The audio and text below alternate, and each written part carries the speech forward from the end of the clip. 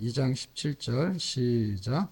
이것들은 장래일의 그림자이나 몸은 그리스도의 것입니다. 골로새서는 지난번에도 얘기했듯이 바울이 로마의 감옥에서 쓴 옥중서신 중에 한 권의 책입니다. 에베소, 빌립보, 골로새, 빌레몬 그 네 권 중에 골로새서는 빌레몬서하고 약간 연관성이 있습니다. 여러분 잘 아시는 빌레몬서에 나오는 주요 인물 중에 한 명이 오네시모라는 사람인데 4장 9절을 한번 보시게 되면 신실하고 사랑을 받는 형제 오네시모를 함께 보내노니 그는 너희에게서 온 사람이라. 그는 너희에게서 온 사람이라 라는 것은 골로새 지역 쪽에 이제 빌레몬이 살았다라고 생각하시면 되는 거예요. 그러니까 골로새 빌레몬은 지역이 아니고 사람 이름이고요. 골로새는 지역을 말하는 거예요. 그러니까 골로새 교회에 출석하고 있었던 사람들 중에 빌레몬이 있었다라고 보는 것입니다. 그 빌레몬서 1장을 한번 보시게 되면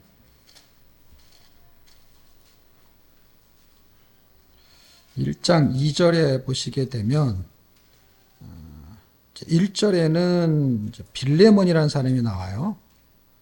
그리고 2절에는 빌레몬과 및 자매 아비야, 그러니까 빌레몬의 아내가 아비야하고 및 우리와 함께 군사된 아키포, 이 사람은 이제 빌레몬의 아들로 이렇게 추정을 합니다.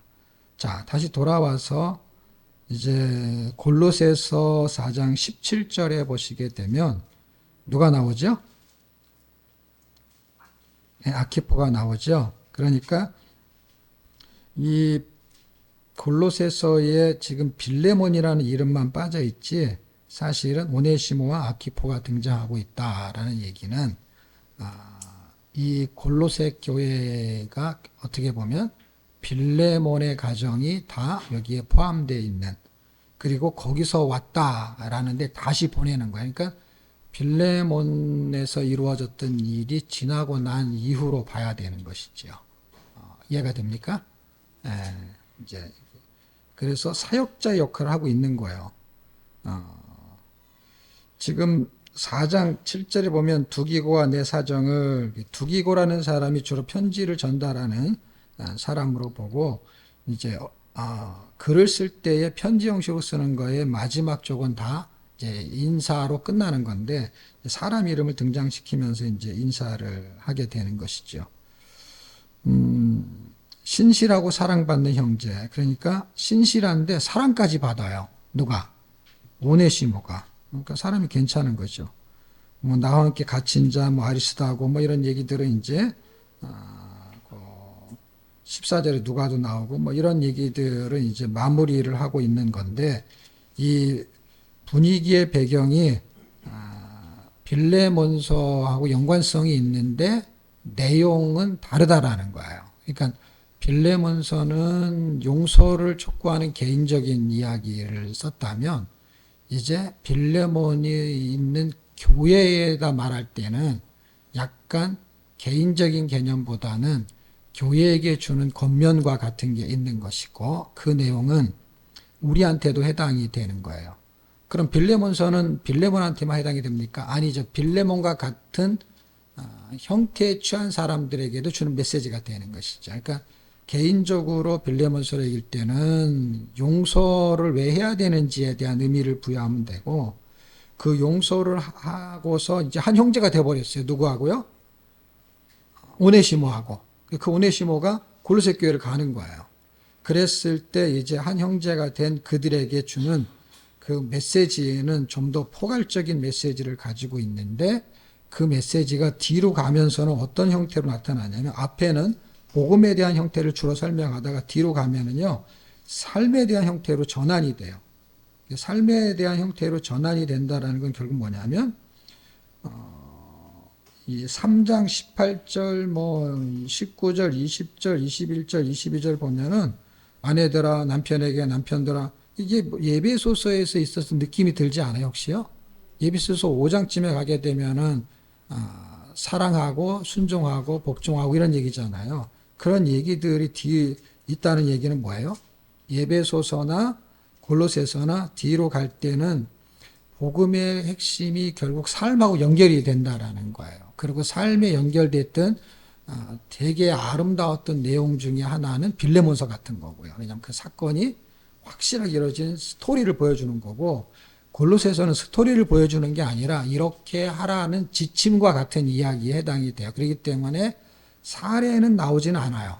그렇지만 기준이 된다라는 것을 이해하시면 됩니다. 그러면 기준이 어떤 거를 지금 설명해 주고 있느냐, 그거를 말하면은 그냥 간단하게 이해가 되는 거예요. 넉 장밖에 안 되기 때문에 골로새서를 말하려고 하는 기준의 핵심은 과연 누구냐? 예를 들면 빌레몬서는 빌레몬이나 오네시모 같은 사람이 주인공이 될 가능성이 되게 높아요. 왜냐하면 그 사람들의 사례니까. 거기에 핵심은 그리스도가 있지만 그게 이제 현상으로 나타나는 건 그 사람들이잖아요. 누가 용서를 받고 했으니까. 근데 골로새서에서는 그런 삶으로 가는 기준이 그런 개인적인 사람이 등장하지 않다 보니까 기준을 잘 설정해야 되는데, 바울은 기준이 변하지 않는 기준이라는 거예요. 빌레몬서 같은 경우는 기준이 바뀔 수도 있어요. 그냥 그 사람에 따라서 난 용서가 안 돼요. 그러면 그 사람은 용서가 안 되는 거예요. 그냥 그 사람의 기준에 의해서. 근데 골로새서는 어떤 사람이든지 상관없이 기준이 변하지가 않아요. 변하지 않는 기준에 의해서 그 기준을 붙잡는 사람은 빌레몬서 같은 게 나오는 거고, 그 기준에 변하지 않는 기준을 붙잡지 않고 내가 기준이 돼버리면은 용서가 될 때도 있고 안 될 때도 있고 그런 거예요. 그거는 기준을 내가 잡는데 내 생각에다 기준을 두면 내가 그냥 마음에 들면 용서가 되는 거고 안 되면 용서가 안 되는 거고요. 그런데 기준을 어디다 두고서 지금 움직이고 있냐면은 바울이 기준은 절대 변하지 않는 기준에다 둬야 된다라는 거예요. 그래서 골로새서는 제가 옛날에도 얘기했잖아요. 이 골로새서의 내용을 모르면 골로 가는 수가 있다. 왜냐하면 기준이 굉장히 중요하기 때문에. 그럼 기준은 누구냐? 기준은 당연히 예수님이죠. 변하지 않는 기준. 히브리서에 말하는 어제나 오리나 영원토록 동일하신 그 기준. 그러니까 구약 때도 그 기준이었고 신약 때도 그 기준이고 앞으로도 그 기준인 거예요. 예수님이 오셔도 그 기준인 거예요. 그러니까 변하지 않는 기준을 설명하는데 그 설명을 여러 책들 중에서 항상 그 기준을 말은 했지만 그거를 핵심적으로 다루는 책이 정말 감사하게도 골로새서예요. 그래서 골로새서를 통해서 기준을 명확하게 잡아줘요. 그 기준이 잘못되면은 그걸 뭘로 보냐면 가짜로 보는 거예요. 기준에서 빗나가면은 가짜가 되는 거고 기준에서 정확도가 있으면 그게 진짜가 되는 거예요. 죄도 그런 식인 거예요. 죄도. 그 죄를 뭐 헬라어로 하말티아 뭐 이렇게 설명을 해요. 근데 뭐 그게 중요하진 않아요. 왜 중요하지 않냐면 단어가 그 죄라는 단어를 하말티아로 한 거를 한국말로 다시 번역하니까 죄는 이런 뜻이 있다라는 거예요. 어떤 뜻이냐면 어떤 관역이 있는데 그 관역을 빗나가며 하말티아라고 했다라는 거예요. 그거를 번역을 우리는 죄라고 번역을 한 거야. 그러니까 관역을, 그러니까 양궁처럼 화살을 쏘는데 10점 맞지 않더라도 그 관역만 맞추면 되는데 아예 관역을 빗나가 버렸어. 그랬을 때 그 관역을 기준이라고 봤을 때 기준이 하나님의 뜻이라는 거야. 하나님의 뜻에 빗나가면 다 죄가 되는 거야. 그래서 이 기준이 일 갔다 절 갔다 옮겨 다니지 않고 딱 변하지 않는 기준의 위치를 잡아주는 거예요. 그런데 그리스도가 그 기준이 되어준다는 것에서 빗나가면 가짜가 되는 거고 그 다음에 그걸 맞추면 진짜가 되는 거예요. 그런데 제가 제목을 처음에는 진짜와 가짜로 잡았다가 제목을 바꿨어요. 토요일 날 저녁에. 제목을 주보에서 바꾼 게 아니라 제가 이제 강의 안에서 진짜와 가짜를 했다가 마무리 점검을 하다가 저녁에 이제 제목을 바꿨어요. 뭘로 바꿨냐면 지금 있는 것처럼 실상과 허상이에요. 왜 바꿨냐면 관역에서 빗나가는 데도 있잖아요. 진짜로 보이는 수가 있어요. 그 진짜로 보이는 그 수가 뭐냐면 허상인 거예요. 근데 왜 진짜로 보이냐면 실상이 안 보이기 때문에. 실상이 안 보이기 때문에 허상인데 그게 진짜로 보이는 거예요. 왜 그러냐면 지금 우리가 살고 있는 이 세상이 허상이에요, 실상이에요 물어보면은 이제 허상과 실상. 왜 우리가 2장 17절을 봤냐면 2장 17절의 내용이 뭐냐면 이것들은 하는 거니까 그 앞에 있는 뭐가 있어요. 앞에 있는 게 뭐냐면 먹고 마시는 거예요. 앞에 있는 거. 그 앞에 있는 전체를 포함할 수도 있지만 이제 당장 16절이 포함돼. 그러므로 먹고 마시는 것과 절기나 월삭이나 안식일에 인하여 누구든지 너희를 편론하지 너희들을 정죄하지 못하게 하라. 왜 그러냐? 그것들은 장래일에 앞으로 나타날 것들의 섀도우, 그림자라는 거예요. 그게 허상이, 그림자가 허상인 거예요. 눈에 보이는 게 진짜지 눈에 보이지 않는 그림자는 가짜인 거예요. 진짜를 실상으로 설명하지 않으면은 헷갈리기 때문에 단어를 진짜가 실상이고 가짜가 그림자인데 단어를 두 개를 잘 혼용해야만이 전체적인 초점을 잡을 수가 있어요. 이것들은 장래일이라는 건 뭐냐면은 미래를 말하는 거야. 그럼 현재는 뭐냐? 현재는 실상으로 보인다는 거야. 먹고 마시는 게 실상이에요. 그림자를 먹는 게 아니잖아요.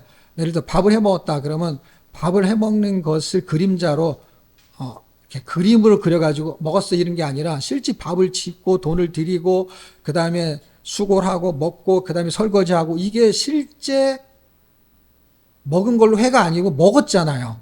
그럼 먹었으면은 그게 진짜야 가짜예요? 진짜죠. 그 진짜는 뭐라 그러냐면 실상이라 그러고 허상은 가짜인 거예요. 그런데 나중에 그거는 그림자가 된다는 거야.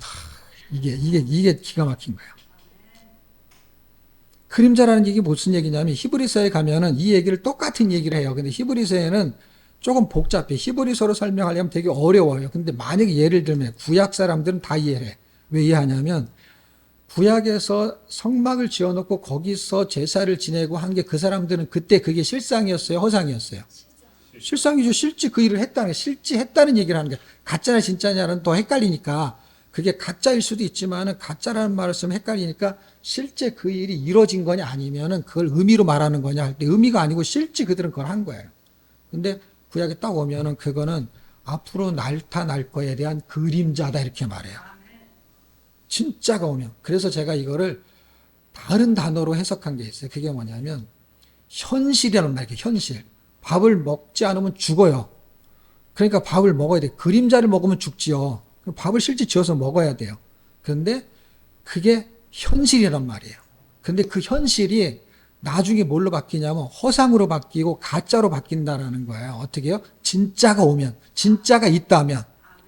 그랬을 때에 히브리서를 제가 설명할 때는 단어를 뭘로 설명하냐면 현실이 있는 거 맞는데 참 현실이 오게 되면 참 현실은 지금 눈에 보이지 않기 때문에 허상이에요. 왜냐하면 왜 허상이냐면 안 보이니까. 근데 눈에 보이는 현실은 실상이에요. 그런데 시대가 바뀌어가지고 나중에 시간이 지나잖아요. 그러면요, 이게 뒤바뀐단 말이에요. 그것이 실제 이 세상에도 존재하냐? 존재하는 걸 제가 예를 들을게요. 어떤가요? 우리가 살았을 시대에는 우리 부모 세대가 꼰대예요. 나는 청소년이고 우리가 그냥 부모야, 그냥. 할아버지가 아니고 그냥 아버지. 아버지 정도 나이가 우리가 공부를 했을 때는 그 아버지가 꼰대였어요. 근데 우리가 그분이 할아버지가 되고 내가 아버지가 되고 우리 자식이 나를 뭐라 그러냐면 꼰대라 그래요. 왜? 내가 그때 가졌던 생각을 그대로 말했는데. 할아버지처럼 말하지 않았단 말이야. 할아버지처럼 말하지 않고 할아버지가 아버지일 때 말했던 게 내가 아들일 때 꼰대였어. 그런데 내가 말하는 거는 현실을 말하는 거야. 근데 그 할아버지도 아버지였을 때 현실을 말한 거야. 우리 때는 먹을 게 없어서 이게 현실이야. 그래서 우리는 그게 아니기 때문에 그건 지나갔어요. 그래서 우리는 우리의 현실을 그냥 말한 거야. 그건 그냥 현실이야. 이래야 사는 거야. 근데 시대가 지나가지고 우리가 결혼해서 애가 딱 들으면 이렇게 사는 거야 라고 말하면 현실은 그게 아니에요. 그러면은요, 걔네는 시대가 바뀌어가지고요. 뭐가 바뀌냐면 지식이 바뀌어버려가지고요. 이게 틀린 게 되고 이게 맞는 게 되어버렸어요. 지식도 그때는 진짜였는데 지금 가짜가 돼버린 거예요. 그러니까 지금 우리가 존재하면서도 현실이었던 그 현실이 지금은 현실이 바뀌었다니까 그걸 뭐라고 말하는지 아세요? 아유, 자꾸 그렇게 얘기하지 마. 세상이 바뀌었어. 그랬잖아요. 그 말 이해하죠? 앞으로 예수님이 오시면 세상이 바뀌어요, 안 바뀌어요? 바뀌면은 그때 밥 먹고 사는 게 현실이었지만 그때는 뭐가 되는 거예요? 그게 그림자라는 거예요. 밥 안 먹고도 사는 시대가. 아니, 생각해보세요. 우리가 지금 그거를 느낄 수가 없어서 그렇지, 지금 현실을 사는 사람한테, 야, 이제는 밥 안 먹고도 사는 시대가 와. 그러면 저 사람 미쳤나 봐. 밥 안 먹으면 굶어 죽지. 장래일이라는 것은요, 10년, 20년이 아니라 지금 장래일의 그림자라는 거냐, 지금 먹고 사는 게 그 그림자라는 게 먹어야 사는 것처럼 예수 믿어야 사는 시대로 바뀐다고요. 예수를 먹어야만 사는 시대로 바뀐다고요. 언제요? 나중에 부활이라는 게 있게 될 때. 장래는 그걸 말하는 거예요. 우리가 육신이 살 때에는 죽음은 알 수가 없으니까 살아있는 상태에서 세대가 바뀌면은 세상이 바뀐 거예요. 근데 죽은 다음에 뭔가 이 세상이 끝나는 시대가 또 있다라는 거예요. 그러면은 새로운 세대가 왔을 때, 새로운 시대, 영원한 시대가 왔을 때에는 밥 먹고 살았던 그게 뭐예요? 그림자라는 거예요. 그렇게 뭔가를 먹어야 육신이 사는데 예수를 먹지 않으면 영원히 살 수 없다라는 거예요. 그거를 설명하는 그림자에 불과하다는 거예요. 히브리서에서 말했던 성막이 그때는 실체인 건 맞다. 근데 현실인 건 맞다. 근데 그것이 진짜가 오면은 허상으로 바뀌고 그거는 그냥 현실이었지만 참현실이 오면은 그건 그림자였다. 그리고 실제 히브리서는 그것을 그림자로 설명하잖아요. 그리고 여기도 그림자로 설명, 단어가 똑같아요. 그러니까 지금 우리가 밥 먹고 사는 거는 이렇게 안 살면 죽어요. 집 없으면은요, 밖에 나가서요, 거지처럼 살아야 돼요. 그러니까 현실은, 참현실을 보는 그림자는 그림자를 통해서 실체를 보는 눈을 설명하는데 지금 바울은 1장, 2장, 3장, 4장으로 갈 때에 지금 뭘 설명하냐면 그거를 체계적으로 4가지를 설명해요. 허상과 실상이 어떻게 완전하게 달라지는지. 지금 햇빛을 비추게 해서요, 비추고서,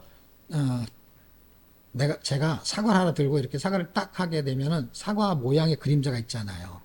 그러면 어떤 게 사과예요? 그림자가 사과예요? 사과가 사과예요? 사과의 그림자는 그림자고 사과가 사과잖아요. 그런데 이 사과가 그림자인 실체가 있다라는 거예요. 이 사과의 그림자는 사과 때문에 그림자잖아요. 근데 이렇게 지금 살고 있는 우리 이 자체의 이 실제가 진짜 이거에 대한 본질적인 진짜가 오게 되면 이게 그림자였다라는 거예요. 이걸 어떻게 이해하냐고요. 그거를 설명하는 게 뭐라고요? 골로새서의 4가지를 설명하고 있는데 그거를 제가 간단하게 설명할게요. 이 땅에 태어나면 사람으로 존재해요. 이 땅에 아기를 뱃어도요, 안에서 죽는 경우가 있어요. 그러면 그거는 죽은 거예요. 근데 태어나갖고 자라면 저렇게 다리미처럼 생명이 존재하는 거예요. 그러면 저건 실상이에요. 현실이에요. 애가 자라잖아요. 저 그림자가 아니잖아요. 그러니까 자라요. 자라는데 그 기준인 그리스도가 있냐 없냐에 따라서 존재가 진짜냐 가짜냐도 구분이 된다는 거예요. 진짜 존재하는 기준이 저렇게 무럭무럭 자라는 게 실제 존재하는 건데 저 존재가 나중에 가짜로 바뀔 수 있다라는 거예요. 왜? 뭐가 없으면. 요한복음 1장에는 그 안에 생명이 있으니 할 때 예수가 없으면 생명이 없는 거예요. 나사로의 비유도 똑같은 거예요. 예수가 없으면은 살아있어도 죽은 거고 예수가 있으면 죽어도 잠을 자는 거다라는 게 죽은 나사로의 비유예요. 그럼 1장에서 뭘 설명하냐? 그 존재성을 설명해요. 그래서 1장에서는 25절에 보면 내가 교회의 일꾼 된 것은 그러면서 교회의 일꾼 된 것은 교회가 된다는 거예요. 교회가 됐다라는 거. 그러니까 복음의 일꾼이 되고 23절 교회 일꾼이 되고 그다음에 20절 이 비밀이 크다 하는 그 그리스도 얘기를 막 하는데 여기서 하고 싶은 얘기는 그리스도가 맞아요. 맞는데 우리의 존재를 같이 포함하고 있어요. 왜냐하면 우리가 교회가 됐다는 거예요. 교회가. 근데 교회는 어떻게 돼요? 예수님 때문에 교회가 된 거잖아요. 근데 지금 우리는 부모님 때문에 사람이 된 거잖아요. 그래서 사람이 됐어요. 근데 사람의 존재가 그림자로 바뀐단 말이 언젠가. 근데 그림자가 아니고 실체로 구분할 수 있는 건 뭐냐면 교회로 바뀌면 되는 거예요. 교회로 바뀌려면 예수를 믿어야 되는 거면 존재가 뭘로 바뀌는 거냐? 사람으로 태어나서 살고 있다가 실제 어느 언젠가 이게 허상으로 끝나지 않고 실상으로 전환이 되려면 하나님의 자녀로 다시 태어나야 된다는 거예요. 하나님의 자녀로 다시 태어나야 된다는 건 존재가 바뀐 거예요. 그러니까 이게 실상이라는 거예요. 네. 이미 사람을 처음 만들 때부터 하나님은 여기에다 초점을 맞춘 게 어떻게 해요? 하나님의 자녀로 출생시키려고 이 사람들을 창조하셨는데 죄로 인해서 존재가 바뀌었어요. 뭘요? 죄인으로. 죄인으로 바뀌면서 생명이 빠져버린 거예요. 왜냐? 죄 싹은 사망이니까 뭐가 빠진 거냐면 죄로 인해서 사망은 생명을 빼면 사망인 거예요. 그러니까 생명이 빠져 있는데 근데 숨을 쉬고 사는 거예요. 왜? 왜 숨을 쉬고 사냐? 그게 그림자니까. 이해가 안 되죠? 생명이 빠졌는데 살아요. 예수의 생명이 빠져도 이 물리적으로는 사는 거예요. 살 수 있다라는 거예요. 근데 그게 가짜라는 거예요. 그게 1장에서의 설명입니다. 존재, 하나님의 자녀로 전환이 되지 않으면 그림자로 끝난다는 거예요. 그러면 그것을 지식적으로 이해할 수 있습니까? 지식적으로 이해할 수 있기 위한 설명을 하는 게 결국 무슨 얘기냐면 2장 8절인데요. 누가 철학과 헛된 속임수로 너희를 노략할까 주의하라. 이것은 사람의 유전과 세상의 초등학문이다. 지식에서 속지 않아야 된다는, 이때 뭐 영주주도 되게 많고 해가지고, 야, 그게 과학적으로 말이 되냐? 뭐 그런 얘기를 하는 거예요. 근데 거기 속지 말아라. 왜 그러냐? 11절. 또 그 안에서 너희가 손으로, 하지 않은 할례를 받았으니 곧 육정을 벗는 것이요 그리스도의 할례니라. 이렇게 해서 존재가 바뀌었다는 지식을 설명하는 거예요. 존재가 바뀌었다는 얘기를 1장에서 설명하지 않고 이제 교회가 됐다는 거예요. 이게 그리스도의 비밀이라는 거예요. 근데 그거를 누가 믿냐고요. 그러니까 믿지 않으니까 어떻게 해요? 그거는 철학과 헛된 속임수지, 이거는 신학이라는 거예요. 그리스도로 인해서 새로운 생명이 됐다라는 거예요. 그래서 12절, 13절, 14절 그 의문에 쓴 증서를 도말하라. 이 십자가에서 우리는 새롭게 됐다라는 지식을 지금 설명하고 있는 거예요. 이 지식이 없는 거는요, 다 뭐예요? 허상인 거예요. 가짜인 거예요. 박사학위 받아도. 그러니까 빌립보서 3장에 바울이 깨달은 거예요. 내가 갖고 있는 지식은 허상이었구나. 실상은 그리스도구나. 그래서 배설물처럼 여겨도 괜찮다라는 것은 나중에 그놈이 아무 효력의 가치가 없으니까. 이 세상에서 효력의 가치가 있죠. 왜? 박사학위 가지고 밥 벌어먹고 살 수 있는 효력의 가치가 있는데 밥 벌어먹고 살 수 있다가 그림자로 끝나는 거야. 그림자 인생이 되지 않기 위해서 그는 이 땅에 사는 동안에 밥이 필요한 것은 알기 때문에 그거를 그 정도 유지하는 정도로 쓰는 것이지 거기다가 올인하지까지는 않는 거예요. 왜냐하면 올인할 때는 딴 데 있는 거예요. 생명의 존재가 바뀌었기 때문에 그런 것이고 지식을 그가 깨달았어요. 그러면 3장에서는 그럼 뭘 설명하고 있는 것이냐? 3장에서는 존재가 바뀌었고 그 존재가 바뀐 지식을 설명해 주고 그것을 진리라고 설명해요. 지식과 진리의 차이, 헛된 속임수하고 성경의 지식은 완전히 진리는 다른 것이죠. 그러면 그 존재는 어떤 생명으로 사는지에 대해서 설명해요. 그래서 설명하는데 밥 먹고 사는 생명은 생명이 아니라는 얘기를 해요. 자, 그게 이제 우리가 잘 아는 3장 3절 4절 이런 얘기예요. 지금 우리가 지금 밥 먹고 살고 있잖아요. 살고 있는데 이는 너희가 죽었고, 그러니까 계속 이거를 절절히 설명을 해야 되는데 그럴 시간이 안 되니까 땅의 것이 있고 위의 것이 있는데 이제는 새로 태어나면서 허상은 죽어버렸고 실상으로 사는 거야. 근데 허상은 눈에 보이는 거야. 현실이기 때문에. 참현실이 오면은 그게 이제 없어져 버리는 거야. 없어진다는 건 뭐예요? 밥 안 먹고도 사는 거예요. 그게 참현실이에요. 근데 현실을 살기 때문에 그거를 같이 설명하는 거예요. 그러니까 요한복음 6장에서 계속 같이 설명하는 거 어떻게 해요? 이거 먹어도 죽어.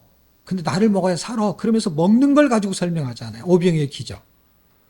그럼 먹는 거 주지 말고 그냥 나 믿으면 그냥 안 굶고 살 수 있어. 이렇게 말해야 되는데 현실 세계에서는 먹어야 사니까 만나를 주면서 이 만나는 육신이 존재하는 거고 영이 존재하려면 나를 먹어야 돼 라고 하면서 영과 육에 존재하는 개념을 설명하면서 나중에 이것이 변화가 일어나게 되면은 안 먹고도 안 죽어. 근데 먹을 수도 있어.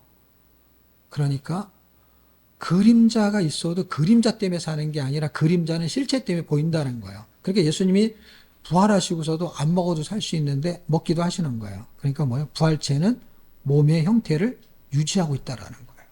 놀라운 것이죠. 먹을 수 있는데 안 먹을 수도 있어. 이걸 어떻게 설명합니까? 과학적, 의학적으로 헛된 철학과 헛된 속임수로는 절대 설명할 수 없어요. 의학, 과학을 믿지 우리는요. 신학을 안 믿어요. 하나님을 안 믿어요. 의학과 과학을 믿잖아요. 예수님이 말한 걸 안 믿잖아요. 왜냐? 과학이 아니니까. 왜냐? 이게 어떻게 과학적으로 설명이 돼요? 죽은 나사로가 다시 살아나는 걸 과학적으로 어떻게 설명하냐고요. 의학적으로 어떻게 설명이 안 되잖아요. 예. 그것처럼 지금 3장에서 설명하는 거는 4절 우리 생명이신 그리스도께서 이게 요한복음 1장에서 말하고 있는 거예요. 그 안에 생명이 있으니 그래서 그 생명이 진짜고 내 생명이 가짜인 거예요. 근데 내 생명이 살고 있는 거예요. 놀랍죠? 내 안에는 예수의 생명이 살고 있고 나의 생명도 살고 있어. 말이 좀 이상하긴 하지만 뭔가 두 개의 존재성을 느끼게 되는 거예요. 근데 너는 이제 죽었어. 너희 생명은 그리스도와 함께 하나님 안에 감추었으니 여기서 생명이라는 단어를 써요. 근데 그거는 그 효력의 가치가 너희 생명이신 그리스도 그 안에서 사는 생명에 불과한 거야 라는 거예요. 그리고 죽었다고까지 말하고 그 존재가 이제 어떻게 살아내야 되느냐 할 때 이 뒤에 있는 부분들 10절 새 사람을 입었으니 하나님의 형상을 쫓아 지식에 새롭게 하며 지식이 바뀌었다라는 거야 계속. 왜냐하면 우리가 새로운 삶을 진입하는데 굉장히 힘든 건 뭐냐면 고정관념이에요. 여태까지 내가 믿고 있고 생각했던 거 신학도 마찬가지예요. 그래서 이단이라든지 막 이런 거에 빠지는 사람들은 자기가 믿는 게 진짜이기 때문에 다른 걸 바꿀 수가 없는 거예요. 뭐가 진짜인지는 그때 가서 알겠지만 그 사람들은 가짜가 진짜라고 믿으면 그게 진짜인 거예요. 반대로 진짜를 가짜처럼 믿으면 그냥 가짜가 되는 거예요.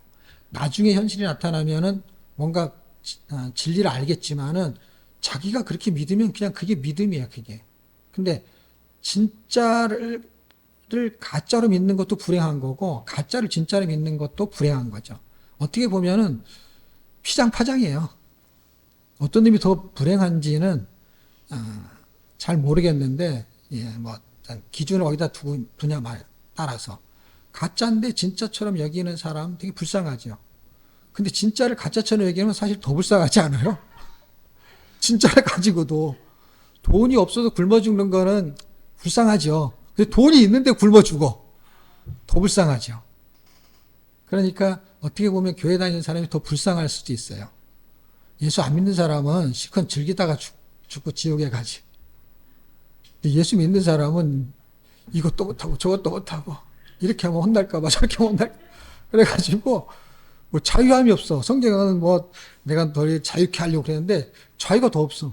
예수 안 믿는 사람은 얼마나 자유로운지 몰라. 돈 쓰는 거 노는 거 쉬는 거 자유로워. 예수 믿는 사람은 뭔가 이러면 안 되고 저러면 안 돼 그래가지고 또 아무 자유가 없어. 자유가 없어가지고 너무 힘들게 살아. 근데 자유가 움직인다. 생명이 움직인다는. 그래서 삶에서 자유한 삶을 사는 것들의 설명이 18절, 19절, 20절이 주 안에서 사랑하고 순종하고 복종하는 게 그게 자유라고요. 이걸 자유라고 생각하는 사람이 없겠지요. 이게 자유라고요. 이게 자유가 아니면 할 수가 없는 거예요. 예. 왜 그게 안 되냐면 자유하지 않는데 어떻게 순종이 되고 뭐가 돼요? 사랑이 되겠어요. 억지로 하는 거니까 뭐예요? 용서해라. 그럴 때 자유가 아니면 어떻게 돼요? 안 하면 혼날까봐 용서를 한 거지. 용서가 안 되는 거지, 그 사람은. 안 되는데 용서를 한 거야.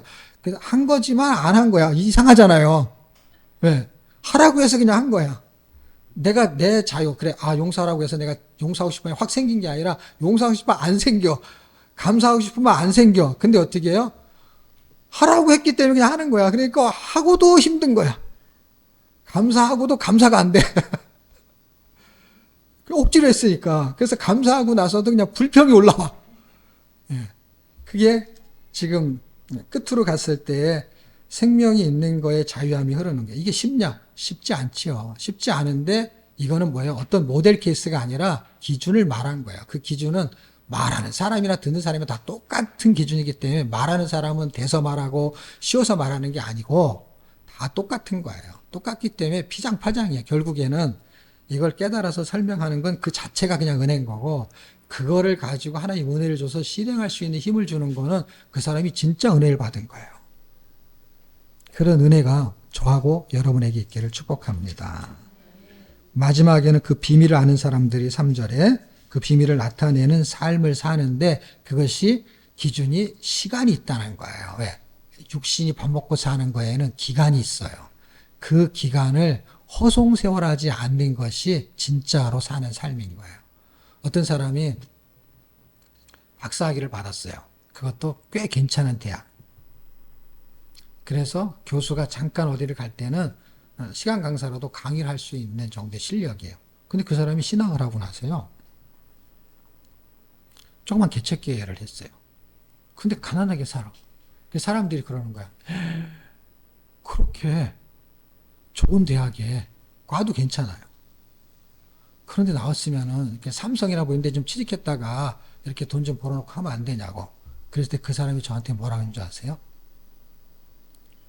그때는 그게 제일 좋은 길인 줄 알고 공부를 열심히 해갖고 그 학위도 따고 했는데 오늘날 예수를 믿고 딱 보니까 이게 더 좋은 길을 발견했는데 왜 돌아가냐고.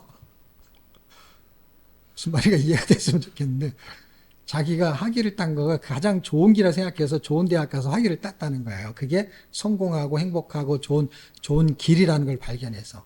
근데 그 길을 따고 있다가 더 좋은 길을 발견해서 신학을 하고 조그만 개척교회를 하는데 사람들이 가난하게 사니까 그 실력을 발휘해가지고 이렇게 돈을 좀 이렇게 공급받으면 좋지 않냐고 말할 때 한 말이 그걸 못해서 안 하는 게 아니라 더 좋은 길을 발견했는데 왜 그걸로 돌아서 가냐고 하는 말을 하는 거는 세월이 거기다가 낭비할 시간이 없는 거야. 돈은 벌죠. 그 시간을 쓰면. 근데 그렇게 돌아가기에는 그냥 가난하게 사는 게 더 괜찮다라는 거예요. 이름 되면 여러분도 알 사람이에요. 예, 예, 조이의 우리 통독원에서도 같이 사역했던 오픈라이트 사역했던 사람 중에 하나예요. 가장 학벌이 좋은 사람이었죠. 스텝 중에. 예. 어쨌든 바울이 그걸 깨달은 거야. 바울이 그 실력을 가지고 어디 가서 강의를 하면 돈을 못 벌겠어요? 예? 빌립보 교인들한테 헌금 받아갖고 살아야 되겠어요, 자기가? 자존심이 있지? 자기가 인류 대학 같은 데 나온 거고, 예? 이 철학에 대해서도 강의를 할 만한 실력이 있으면 강의에서 돈을 벌지요. 근데 왜 그 일을 하냐고. 자기가 말만 해도 돈이 벌릴 수 있는 그런 실력이 있는데. 그런데 자기는 그냥 필요한 만큼. 대단한 것이죠. 그 비밀을 깨닫고 세월을 아껴라는 건 뭐냐면 최상급의 시간을 활용하는 거예요. 시간이 결국 돈이고 돈이 생명이고 그러니까 돈 빼고 시간이 생명인 거예요. 왜냐하면 돈은 벌었어. 근데 99세가 됐어. 근데 99세가 아니라 돈을 많이 벌어서 한 90세쯤 됐어. 근데 돈 걱정은 없어. 근데 다리도 아프고 여행도 못 다니고 먹으려고 하면 소화도 안 되고 돈은 있는데 죽을 먹어야 돼. 죽을 맛이지. 그러니까 지혜로운 사람은 돈이 필요 없다가 아니라 적당히 필요한 거죠. 바울은 그러니까 돈이 필요하니까 당연히 적당히 일을 했죠. 적당히 일을 하고 헌금 되면 그것도 쓰고 그러면서 어떻게 해요? 세월을 아껴라라는 얘기는 시간표 잘 짜가지고 쉬는 시간 없이 막 공부도 하고 뭐도 탁구도 치고 성경도 읽고 그런 게 아니고 그거는 24시간을 잘 쓰는 루틴을 만드는 거고 그 목적의 시간을 어디다 쓰는 거냐는 거예요. 노는 데만 쓸 거냐, 돈 버는 데만 쓸 거냐. 돈도 벌고 쉬기도 하고 다 해야 되는데 그거를 얼마만큼 규모 있게 지혜롭게 방향과 목적을 어디다 두고 저희 교회가 성경 통독을 하면서 세계 선교를 하려고 하니까 뭔가 프로그램하고 10년제도 하고 그다음에 사역자 과정을 만들잖아요. 거기다 에너지를 쓰면서 방향을 어디서 하면 세계 선교로 잡은 거잖아요. 세계 선교를 잡은 거에는 여기다가 10년 정도 에너지를 쓰겠다고 한 거잖아요. 왜 10년이냐면은 계속 그것만 만들어서 뭐 하냐고. 2033년까지를 보는 거는 그때는 제가 70이에요. 다른 사람은 모르겠지만 제가 에너지를 쓰는 건 70까지는 그래도 뭔가를 준비하겠다는, 언어를 준비하든지 아니면 동역자를 만들든지 하는 거. 70에 대해서 죽을지 아니면 얼마나 더 살지는 모르겠어요. 그러나 지금 동역자를 만드는 어떤 훈련의 과정을 해놓은 게 없었으니까. 왜냐하면 그 전에 10년은 성경 통독하고 그 다음에 10년은 성경 강의를 하고 그러면서 자원은 있었지만 이걸 가지고 목적화시켜서 일할 수 있는 훈련을 하지는 않았던 거야. 그냥 강의만 계속했던 거지. 그 사람들을 만드는 거를 20년 동안 못했던 거고 지금 10년은 그래도 아직까지는 나이가 그 정도는 내가 할 수 있다고 판단이 되니까 10년을 잡은 거예요. 길게 잡은 거죠.